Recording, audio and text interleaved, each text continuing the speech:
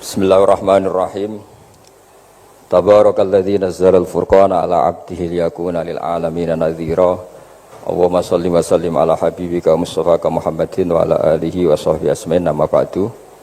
Yang sangat kita hormati bersama ini ada Bapak Rektor, ada Bapak On, Bapak Rohidin, semua wakil rektor, semua yang ada di sini dan semua muhibbin, semua pecinta ngaji yang saya hormati. Meneruskan ngaji yang sempat tertunda sudah beberapa kali. Saya memang termasuk orang yang sangat menekuni ilmu seperti yang dikatakan Pak Fathul Wahid lagi. Dikatakan lagi berkali-kali bahwa memang penelitian itu saya berkali-kali bilang tidak harus orang-orang pinter banget sebetulnya, karena perangkat yang disediakan Allah ini juga menyediakan untuk orang-orang bodoh. Dan itu hikmah terbesar dari Islam. Jadi Islam ini bisa difahami orang pinter juga oleh orang-orang yang enggak pinter. Saya punya kenangan tentang ilmu astronomi. Kita belajar falak itu jelimet, Pak Fathul Wahid, jelimet sekali. Ketika ada perdebatan misalnya awal Ramadan itu Ahad sama Senin. Saya ulang lagi, misalnya Ahad, Minggu sama Senin. Karena kita ini di pesantren kalau bilang Minggu itu kadang dilarang, harus bilang Ahad. Apalagi kiainya Pak Fathul Wahid di Kudus, Kiai Torehan itu fanatik, itu enggak boleh orang bilang Minggu, harus bilang Ahad. Yang lucu itu ada seorang kiai yang sangat fanatik terhadap Islam, itu enggak mau kalendernya ditulis kenaikan wafat Isa Al-Masih. Karena keyakinan umat Islam bukan Isa yang wafat tapi Sibeh Isa. Itu di kalender Kudus kan wafatnya dalam kurung Sibeh Isa. Ya, yang menyerupai Isa, jadi saking fanatiknya tetap menulis sesuai keyakinan. Saya teruskan. Orang kadang bilang begini, cara orang yang tidak mendalami ilmu. Sama-sama kiai, sama-sama ormas Islam kok beda awal Ramadan, sehingga jadi debat Ahad atau Minggu sama Senin.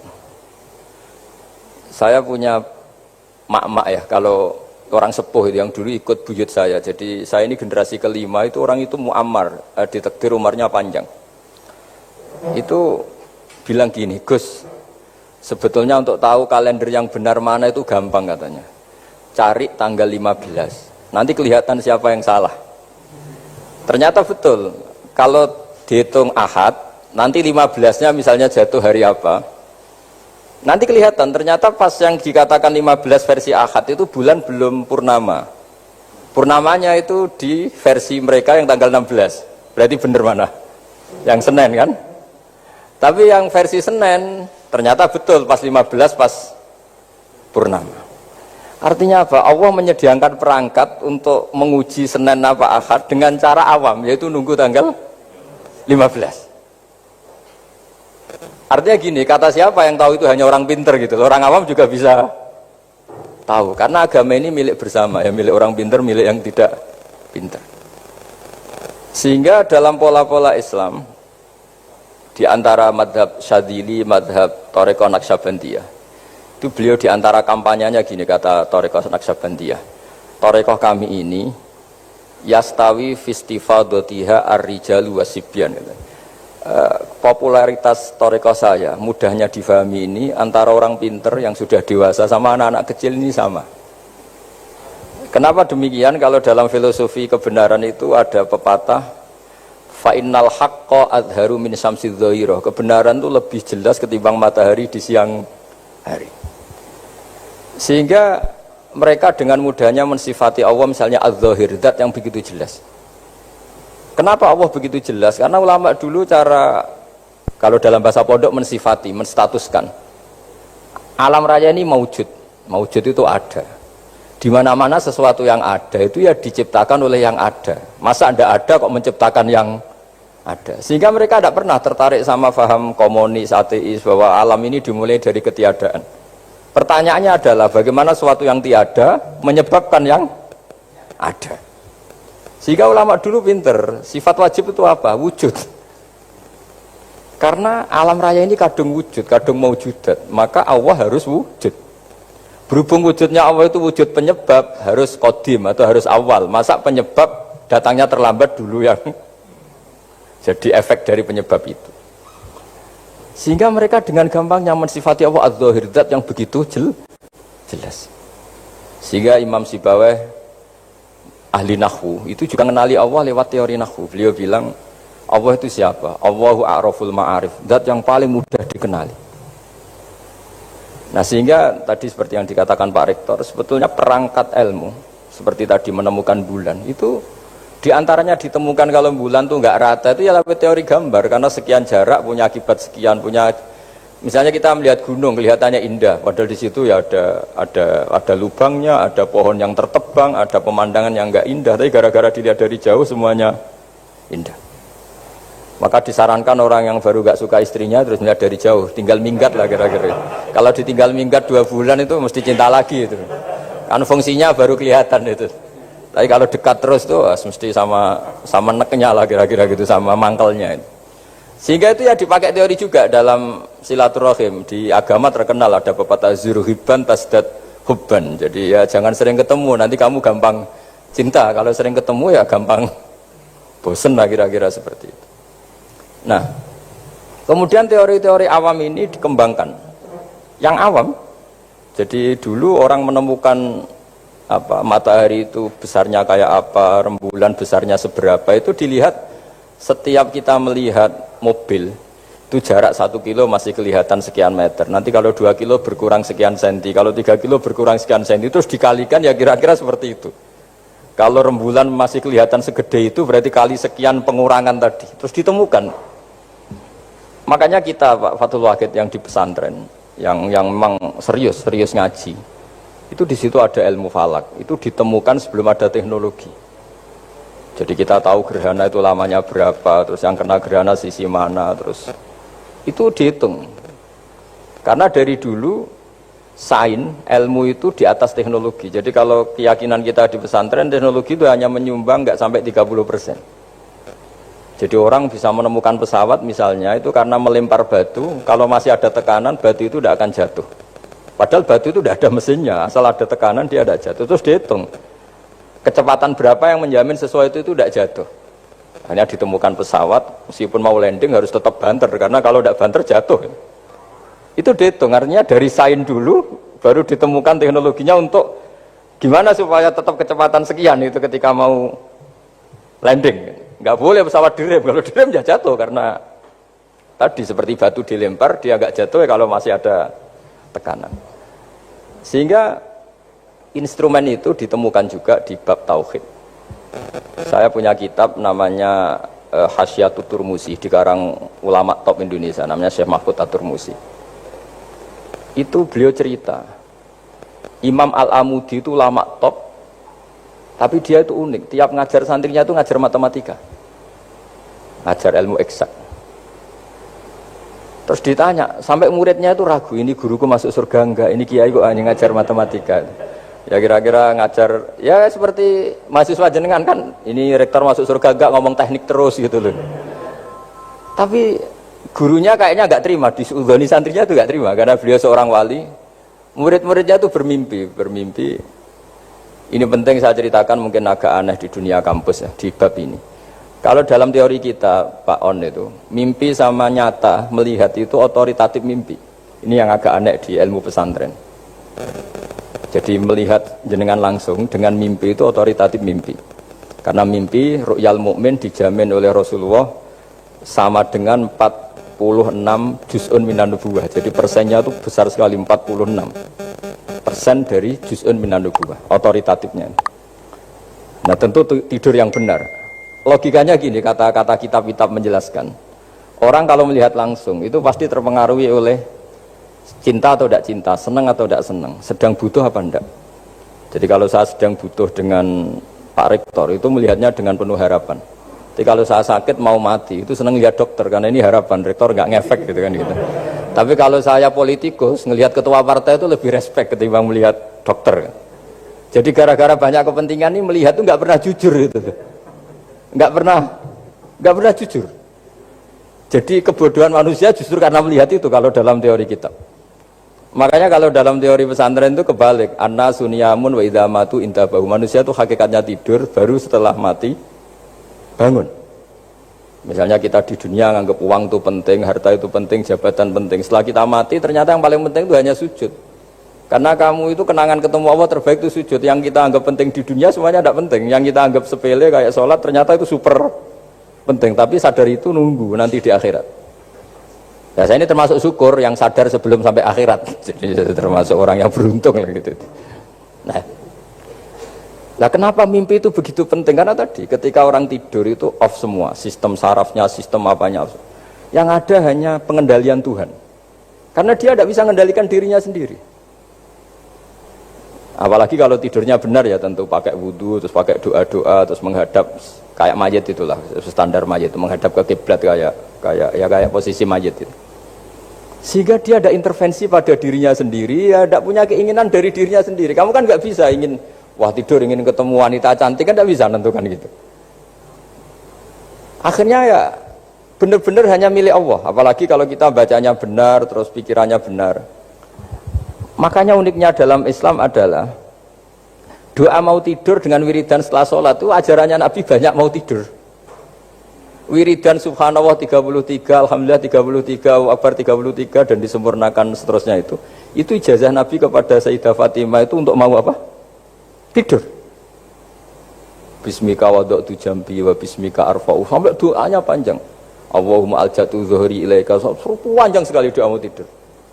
Saya yakin jenengan ndak hafal dan ndak. Paling ya bismika wada'tu jambi apa? Bismika Allahumma ahyawamu. Itu sebagian ustaz bilang itu doa ngaji katanya. Oh, itu. Ada seorang ustaz saking mangkelnya, ibu sudah baca doa ngaji? Belum, tak juarai. Bismika Allahumma ahya bismika wa amut. Wah itu kan doa mau tidur Pak Ustaz. Iya biasanya kalau ngaji tidur. jadi doa itu kalau itu doa mau. Akhirnya mimpi itu penting karena di situ manusia nggak punya nafsu, nggak punya keinginan, sehingga yang ada itu kata Nabi itu ada sittatun wa arba'una juz'an minan nubuwah. Sehingga dulu itu mimpi itu jadi sarana betul. Kita tahu kan cerita orang-orang dulu, Fir'aun itu kurang jahatnya, kurang kelirunya. Dia mimpi ada api dari Bani Israel yang membakar kerajaannya. Dan semua pentakwilnya sepakat itu maksudnya Anda akan dihabisin kerajaan Anda oleh bayi dari Bani Israel. Begitu juga raja zaman Nabi Yusuf itu mimpi kalau ngalami ada 7 sapi yang gendut dimakan oleh 7 sapi yang kurus. Jadi mimpi itu sarana bahkan dari orang kafir. Karena ya tadi yang preman ya nggak ada premannya, yang soleh ya nggak ada solehnya, semua dikendalikan oleh Allah Ta'ala pas tidur. Sehingga tidur ini menurut agama lebih otoritatif asal dengan tidur yang benar. Jangan tidur sambil ngerokok terus terbangun karena ininya kena itu. Nah, cerita-cerita unik begini kalau tidak orang pesantren itu tidak tahu. Karena ini memang khas pembalikan satu fakta yang diyakini orang banyak. Sehingga ulama dulu itu cerita, ini saya teruskan. Imam Amudi itu akhirnya murid-muridnya mimpi. Mimpi di situ tanya, Pak Ustadz, Anda masuk surga enggak ketika hidupnya hanya nerangkan matematika? Oh iya, saya bahkan enggak sekedar di surga. Malaikat dikumpulin Allah untuk mendengarkan presentasi saya ngajar matematika. Jadi kata dia cerita, Allah bilang gini ke malaikat, hei para malaikatku, kenapa kamu iman sama saya? Ya karena saya melihat engkau ya Allah, melihat kekuasaan engkau. Tapi imannya orang ini itu melebihi iman kamu. Wah ya tidak bisa saya melihat engkau langsung, ini tidak melihat engkau langsung. Kenapa begitu yakin seperti yakin kita? Oh iya. Terus Imam Amudi, silahkan ajari matematika. Imam Amudi mulai ngajari matematika. Terus beliau ngajari ya sederhana. Angka 2, 3 sampai ribuan sampai jutaan itu bin nisbat ilal wahid nisbatun wahidah, yaitu nisbatul far'i ilal asli. Hanya ngajar itu dok. Dunia ini apapun banyaknya variannya, apapun banyak makhluknya, itu semuanya adalah nisbatul far'i ilal asli. Angka 2 ya cabangnya 1, 1 juta ya cabangnya 1, semua itu dimulai dari 1. Jadi di mana-mana hitungan itu dimulai dari 1. Dan 1 ini harus ada, yaitu Tuhan. Matematika akhirnya malaikat, wah keren juga maksudnya. Keren juga maksudnya. Akhirnya Allah bilang, dan itu didawuhkan juga oleh Rasulullah SAW, tuba liman amana bi walam yaroni. Yang hebat tuh imannya orang yang enggak melihat saya. Makanya masyhur itu malaikat ditanya Allah, siapa imannya yang paling kuat? Ya kita, karena melihat engkau langsung ya Allah. Para nabi. Terus tapi yang dari sekian pertanyaan itu jawab sama, yang paling ajaib adalah umat-umat Muhammad di akhir zaman, enggak menangi nabinya, juga enggak pernah lihat surga neraka, tapi iman sama saya. Dan mereka punya cara untuk imannya ini berkualitas sama dengan kamu para malaikat. Ya diantaranya dengan cara logika yang saya utarakan tadi. Am khuliqu min ghairi syai'in am humul khaliqun. Kalau alam raya ini wujud, maka penyebabnya harus sesuatu yang wujud. Masa sesuatu yang enggak wujud menyebabkan yang wujud. Kalau angka 10 ada, 1 juta ada, pasti dimulai angka 1. Makanya nisbatus naini wal arba'ah ila ma la nihayata laha, itu semuanya nisbatul far'i ilal asli. Semua angka berapapun jumlahnya itu binisbat ilal wahid adalah nisbatul far'i ilal asli. Itu cara-cara, makanya tadi kajian ilmu itu tidak ada habis-habis. Makanya perasaan saya itu kemungkinan orang Islam jadi ateis itu kecil, Pak Fathul Wahid.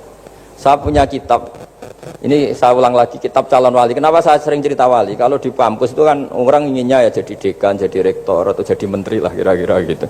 Kalau di pesantren orang itu cita-citanya satu, ingin jadi wali. Ya supaya majelis ini barokah, saya tidak perlu cerita dunia kampus. Kalau cerita kan corong jongu ya segoro lah. Bongso keinginan gitu kan tidak selera saya, juga ada dunia saya. Supaya sampai dapat ilmu ya saya cerita dunia. Itu kitab, saya punya kitab calon wali lah kira-kira, atau wali sudah wali top. Namanya kitab Tasbihul Fuad, karangannya Sayyid Abdul Haddad. Itu beliau cerita, di antara ceritanya itu unik. Kata beliau begini, saya itu tidak khawatir orang Islam jadi murtad, apalagi jadi ateis. Karena kalimat la ilaha illallah itu sahlatun qoribah, kalimat yang mudah sekali. Sehingga saya tidak khawatir orang Islam yang ketemu orang ateis, ketemu orang macam-macam, asal diajari kalimat ini secara benar. Terus beliau cerita, yang saya takut tuh mereka masalah perempuan dan harta. Kalau iman kayaknya enggak. Singkat cerita yaitu di kitab seperti itu. Singkat cerita saya ketemu banyak orang yang kuliah di McGill atau kuliah di Amerika, di Jerman, mungkin di Norwegia, di mana-mana, di Australia, dan ketemu teman-teman yang di Korea Selatan juga. Mereka itu orang kebanyakan yang nyuwun sewu enggak keluarga kiai, tapi mereka enggak ada yang enggak tetap iman. Ketika saya tanya, kenapa Anda tetap iman? Padahal ada beberapa negara yang lebih stabil, lebih makmur dibanding negara yang mengklaim sebagai negara Islam. Itu cara berpikir ya sederhana. Enggak lah Gus, kayaknya kok Tuhan kok ada tanggal lahirnya? Enggak lah, kayaknya yang namanya Tuhan tuh ya awal lah. Masa pencipta langit bumi dituhani orang yang lahirnya di bumi, kayak enggak lah kayaknya. Jadi ya berpikir sederhana. Padahal ya kurang ajarnya Masya Allah. Anak ini ya dugem yang macam-macam, tapi kalau ditanya disuruh yang lain nggak mau dia. Enggak lah, kayak yang benar tetap Islam. Karena kalimat ini, yaitu tadi eksistensi Tuhan, tadi eksistensi Allah itu, la ilaha illallah itu kalimatun sahlah, kalimatun qoribah, kalimah yang begitu mudah difahami. Kenapa mudah difahami? Misalnya kita ngaji, Tuhan itu siapa? Yang menciptakan langit dan bumi. Dengan misalnya perbandingan Tuhan itu siapa? Yang lahir di bumi tahun sekian. Enak mana cara kita menerima itu? Kan keren yang menciptakan langit dan bumi. Tuhan itu siapa? Yang ada sebelum langit dan bumi. Dengan misalnya Tuhan adalah yang lahir di bumi. Keren mana? Nah, bayangkan kalau kita punya Tuhan Fir'aun. Sudah mati jadi tontonan kan, terus gak keren maksudnya punya Tuhan kok seperti itu. Nah ini yang katanya Syekh Abdul Haddad, kalimat ini sahlatun qoribah. Sehingga kalimat ini pula yang kita dilatih, la ilaha illallah kalimatu haqqin 'alaiha nahya wa 'alaiha namut wa 'alaiha nub'ats atau wa biha nub'ats insyaallah taala minal aminin. Nah, saya sebetulnya tadi datang itu tidak ingin menjelaskan ini, tapi tadi kata Pak Fathul Wahid, ilmu itu kalau dikaji tambah hari tambah mudah, karena perangkat untuk menemukan bulan itu misalnya enggak rata itu gampang sekali. Pakai teori pemandangan ya bisa, pakai teori gambar juga bisa. Kalau teori pemandangan tadi, kalau kita bisa melihat mobil 2 meter masih kelihatan 2 meter, itu dengan jarak berapa masih orisinil seperti itu. Tambah jauh, tambah tidak kelihatan, tambah jauh. Nah ternyata setelah 5 kilo misalnya tidak kelihatan. Berarti untuk jumlah 2 meter hilang per 5 kilo. Nah berarti kalau bulan masih kelihatan segitu, berarti jarak kita dan bulan kira-kira sekian ribu kilo. Itu bisa dihitung, itu tanpa teknologi. Makanya sebetulnya Teknologi itu nyumbang itu nggak sampai 30%. Yang paling banyak ya sains tadi, pengetahuan itu yang kayak tadi orang menemukan pesawat itu kontribusi terbesar tetap pengetahuan. Misalnya pesawat dari bahan ini kalau kecepatan sekian kena angin pecah enggak, tetap pengetahuan yang menopang itu. Teknologi kan paling mengantar supaya pesawat kecepatan sekian didorong mesin sekian dengan apa begitu. Nah, pesantren seperti kita ya, saya ini dididik Mbah Mun, dididik bapak saya, buyut-buyut saya, kiai. Itu sekali alim, yang alim betulan, itu ya alim betul. Ya karena memang yang repot nih yang agak-agak dukun itu ya ribet itu. Penting rambutnya gondrong, terus terkenal gak pernah mandi, terus nanti ada orang tertentu tertarik minta doa, ini yang ribet ini, susah ini sertifikasinya susah ini karena. Tapi kalau kita ini di pesantren yang coro sertifikasinya jelas. Jadi berani jadi Gus harus bisa baca Mu'in gitu, berani jadi Kiai harus bisa baca Wahab. Aturan mainnya jelas kalau di ini. Yang repot tuh yang sebagian itu aturan mainnya tidak jelas. Terus promosinya itu pernah datangi menteri loh, pernah datangi wahai ribet kalau ukuran keren tuh didatangi apa? Menteri atau pejabat. Saya teruskan ya, karena ilmu itu harus menyelamatkan kita sampai di depan Allah Subhanahu wa Ta'ala. Nah, ketika kita menyifati Allah itu az-zahir, zat yang begitu jelas. Itu kalau kita kan kok begitu jelas padahal nggak bisa dilihat, terus kita sendiri tidak pernah melihat.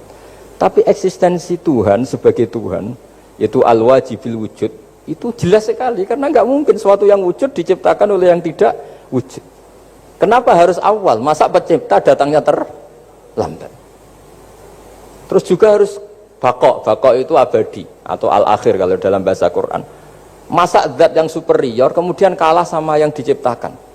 Berarti nanti ada kekuatan besar yang mengalahkan Tuhan. Ya kan aneh, kekuatan ini dalam kendalinya kemudian Allah kalah kan tidak mungkin. Makanya disebut al-akhir. Allah pasti tidak ada yang mengalahkan. Terus diantaranya lagi disebut qiyamuhu binafsihi. Kalau dalam bahasa Quran disebut al-qayyum, zat yang berdiri sendiri.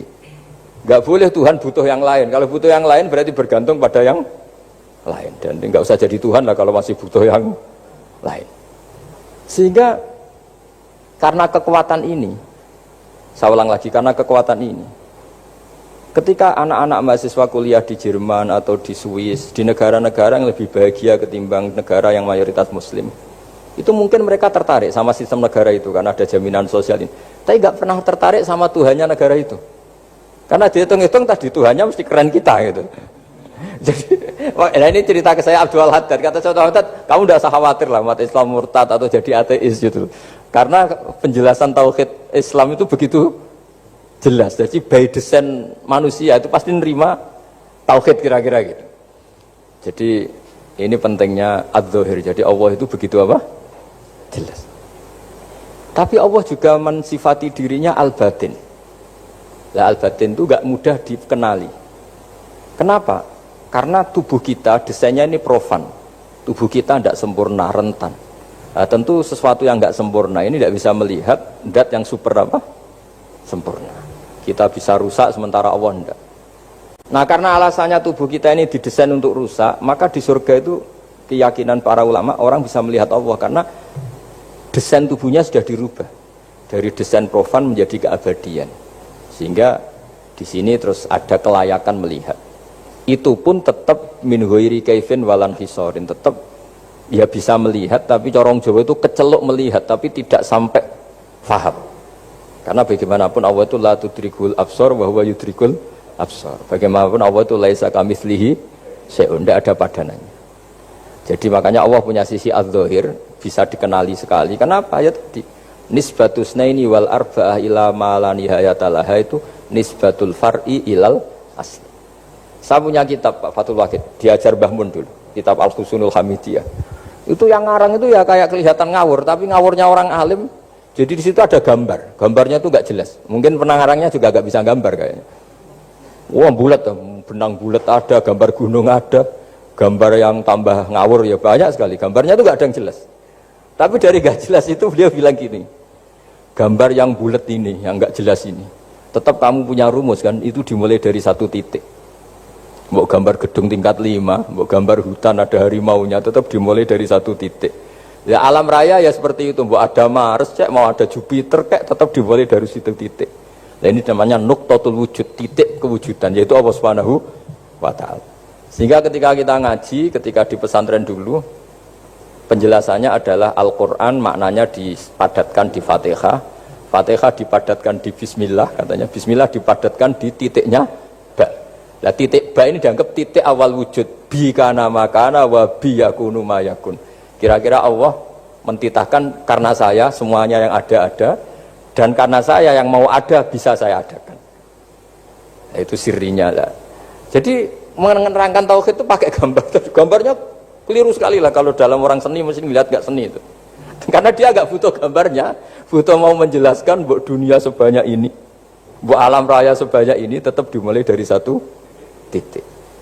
Nah, sehingga di sini ada tauhid qul huwallahu ahad, Allahus samad, tak seterusnya. Nah, saya mohon lewat penjelasan ini ya, baik orang yang ahli teknik maupun ahli medis, ahli apa saja, tolong latihlah memberi penjelasan yang mudah sehingga agama ini mudah dicerna. Sehingga kalau ini dijelaskan cara mudah beragama itu jadi gampang. Makanya ciri utama agamanya orang-orang baik itu satu, man radiya billahi robba. Radiya itu seneng banget. Kenapa seneng banget? Karena memang agama ini nyaman, indah. Jadi datang dengan kebenaran yang mudah dicerna. Coba kalau agama ini datang dengan cara misalnya gini, kamu harus menuhankan ini, dan kita tahu itu lahirnya di bumi, kan ada yang ganjel. Kok Tuhan sama buminya dulu, buminya ini gimana ini? Kan pusing. Buat Anda profesor nggak bisa jawab itu.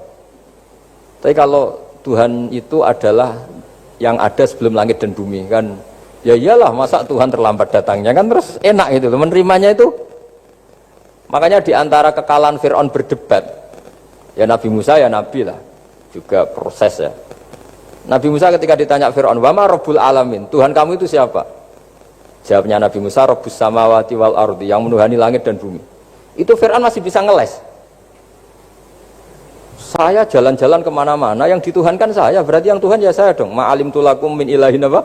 Ghairi, kata Fir'aun. Soal Tuhan kamu di langit, begini kata Fir'aun.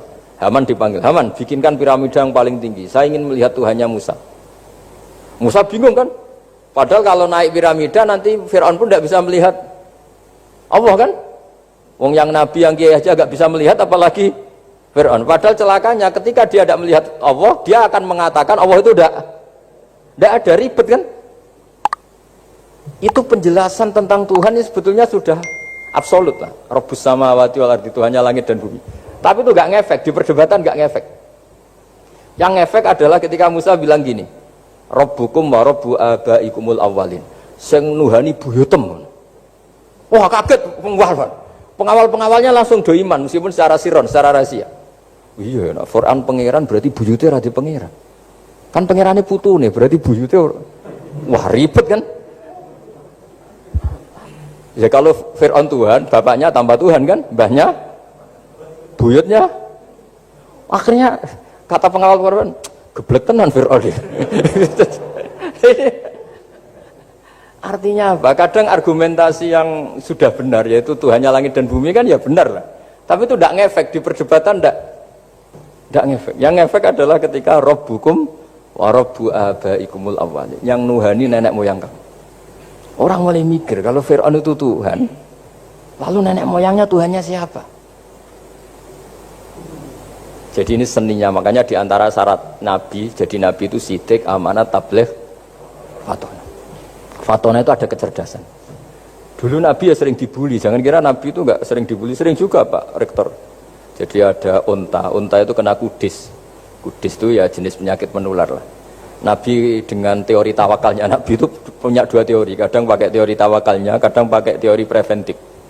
Makanya Nabi pernah ngendikan kalau ada penyakit menular di situ, kamu jangan di situ. Itu pakai teori preventif. Tapi kadang Nabi pakai teori tawakal. Nabi menghentikan la adwa wala tiarota, tidak ada penyakit menular. Terus orang-orang yang ya usil lah kira-kira gitu, ada unta kena kudis, dijejerkan yang waras.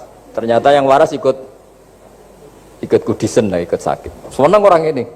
Ya Rasulullah, ini saya jejerkan, ternyata yang nggak tertular jadi tertular. Padahal engkau bilang nggak ada penyakit menular. Nabi jawabnya lucu.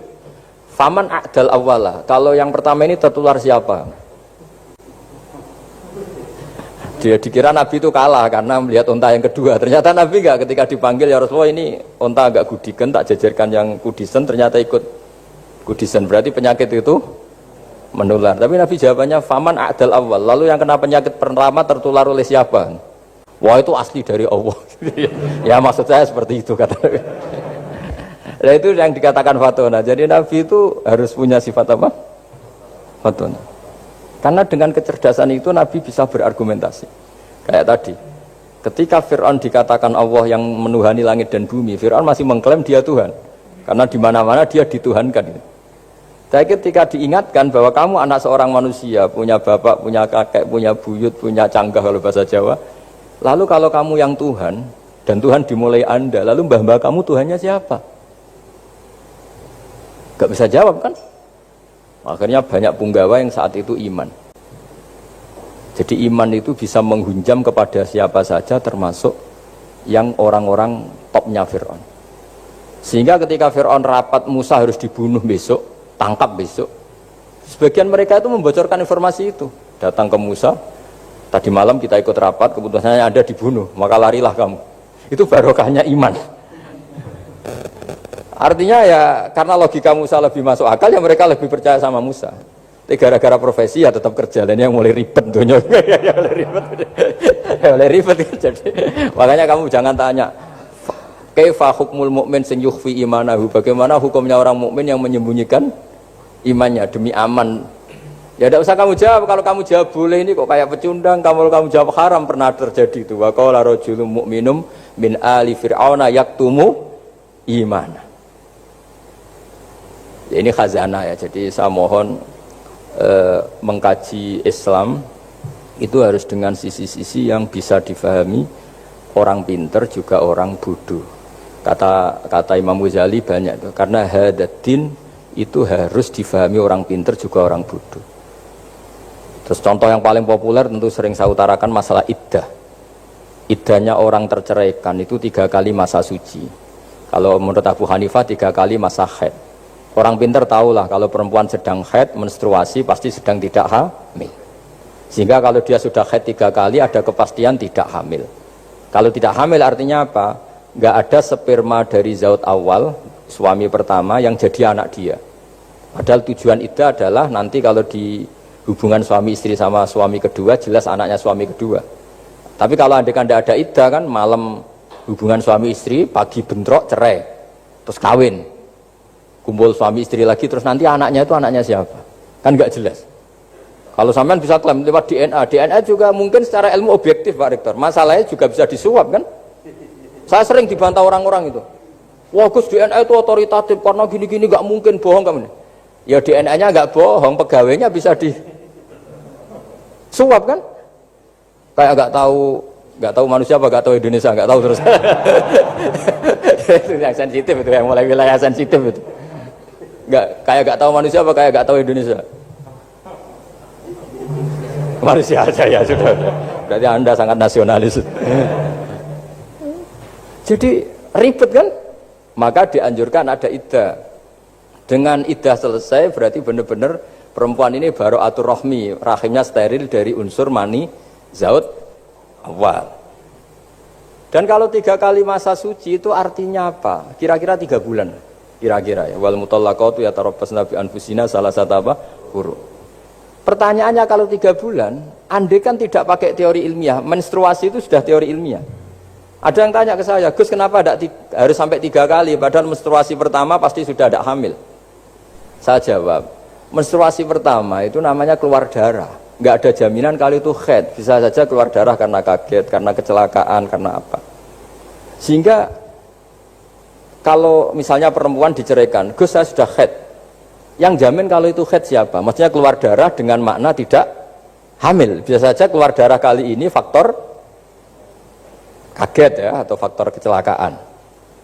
Tapi kalau sampai 3 bulan karena per bulan haid sekali, itu meskipun haidnya keliru, haid keliru itu misalnya sebetulnya itu enggak darah haid tapi darah penyakit istikhadah, kan tetap kelihatan. Masa 3 bulan enggak bleeding joro Jawa? Kan mesti bentuknya tubuh sudah berubah. Artinya kata ulama-ulama, agama ini nggak bisa hanya mengacu ilmu. Kalau mengacu ilmu haid sekali sudah cukup. Tapi kenapa harus 3 kali? Karena itu 3 kali. Orang awam tahu semua kalau itu sedang hamil atau tidak hamil. 3 bulan dari dicerai kan kelihatan kalau hamil ya bentuk tubuhnya sudah rubah. Kalau enggak, intinya agama ini harus agama yang mudah difahami orang pinter, juga difahami orang yang tidak pinter. Kayak tadi bulan tadi, saya juga gak ngira kalau orang goblok jadi pinter itu.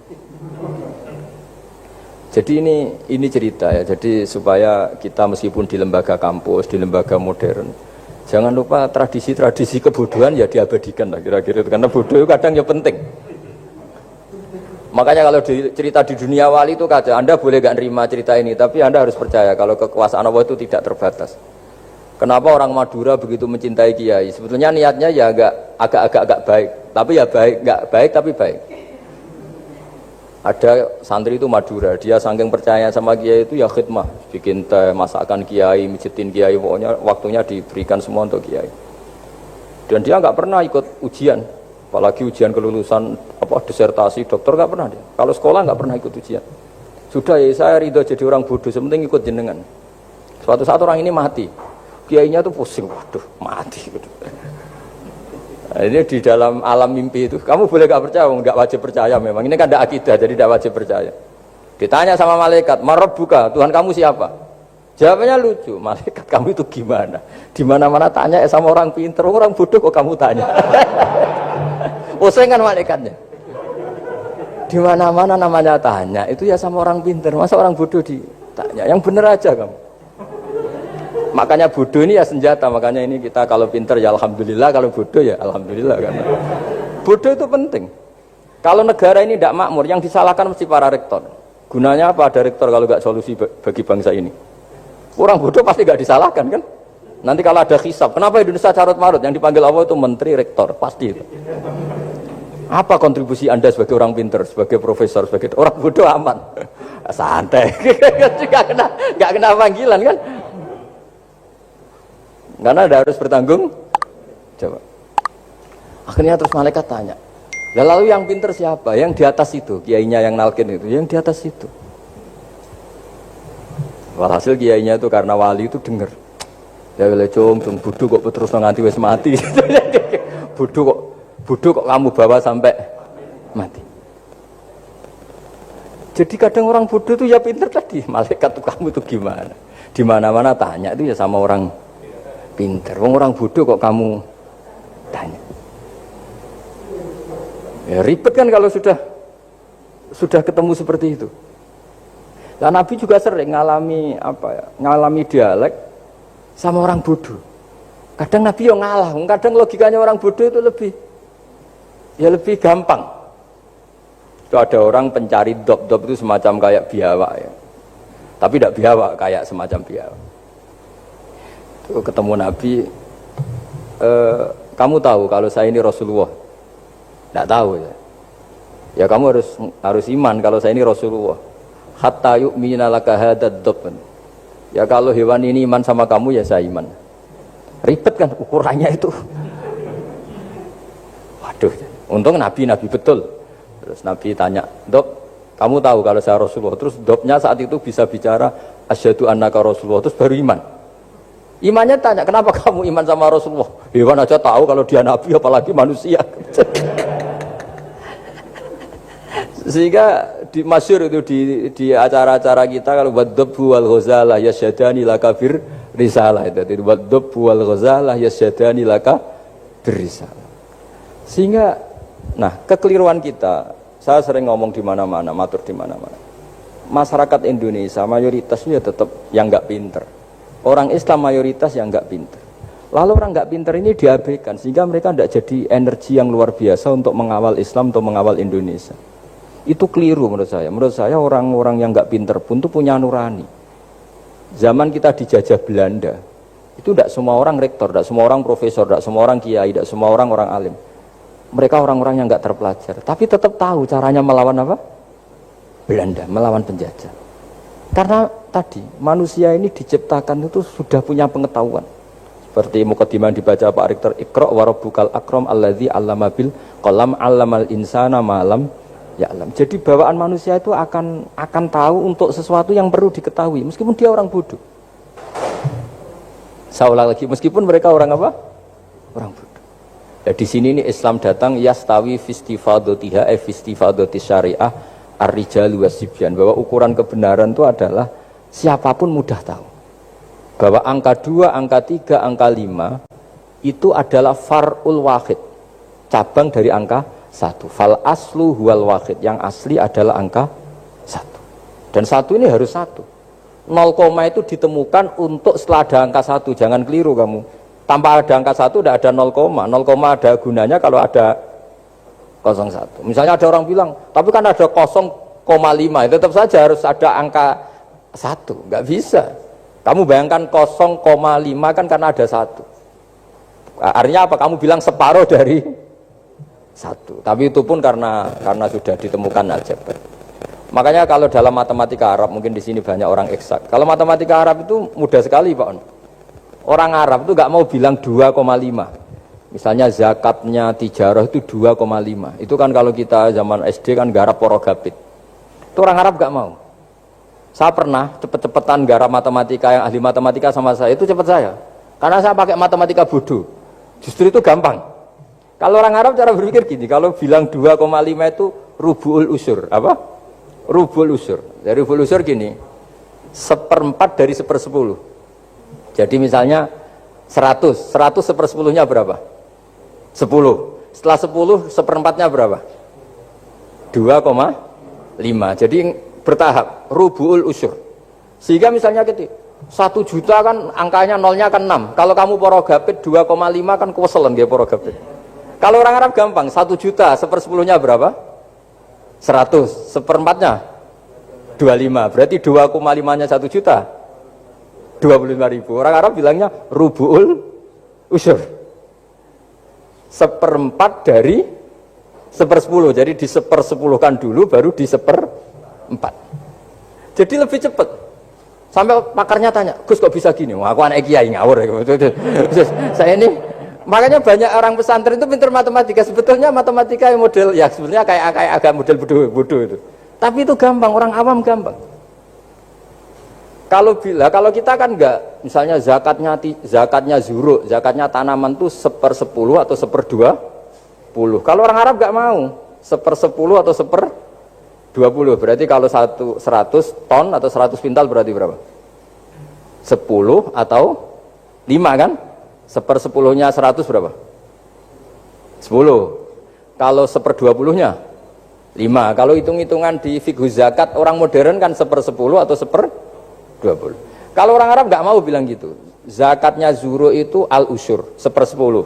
Berarti per 100 ton misalnya 10. Atau nisful usur, separuh dari 1/10. Jadi nggak mau bilang 1/20. Usur atau nisful usur. Gampang mana coba? Ya kan, usurnya kan 10. Kalau nisful usur 5 atau 1/20. Daripada gawe porogapit, wah seruat. Jadi kita ini yang kelihatan goblok matematikanya ya pinter juga gitu. Meskipun ya tetap goblok karena ada nekuni gitu. Sehingga di pondok itu ya dulu diajarkan faraid, falak itu ya gampang sekali karena memang hitungan Arab gitu. Kalau bilang 2/3 itu sulusani apa? Jadi 6. 2/3-nya 6 berapa? 6 sulusnya berapa? Sepertiganya 2. Nah, 1/3 itu 1/3 2 kali. Berarti berapa? 4. Ya, 6 itu 2/3-nya kan? Pokoknya bahasa Arabnya sulusan. Kalau orang terjemahnya berapa? Kalau orang 2 kali 1/3 apa? 2/3. Sulusan itu 2/3. Nah, itu kalau orang Arab bilang enggak 2/3, sulusani. 1/3 2 kali. Jadi 6 di 1/3 dulu 2.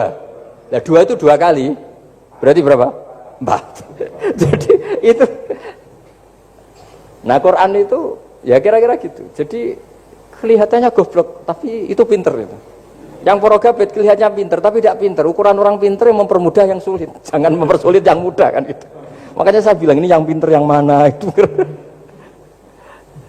Nah, Saya kembali lagi ke tadi. Jadi agama ini datang dengan sebegitu mudah. Sampai matematika yang katanya sulit, itu matematika Islam itu mudah sekali. Karena tadi, misalnya kalau 1 miliar zakatnya 2,5% berapa? Kan pusing kan? Tapi kalau kamu pakai teori rubul usur 1 miliar, usurnya 100 juta. Seperempatnya 25 juta. Berarti per 1 miliar. Gampang mana coba sama ngomong itu?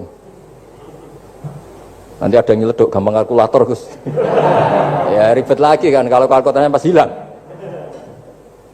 Atau pas dipakai anaknya belajar daring, ribet kan HP-nya.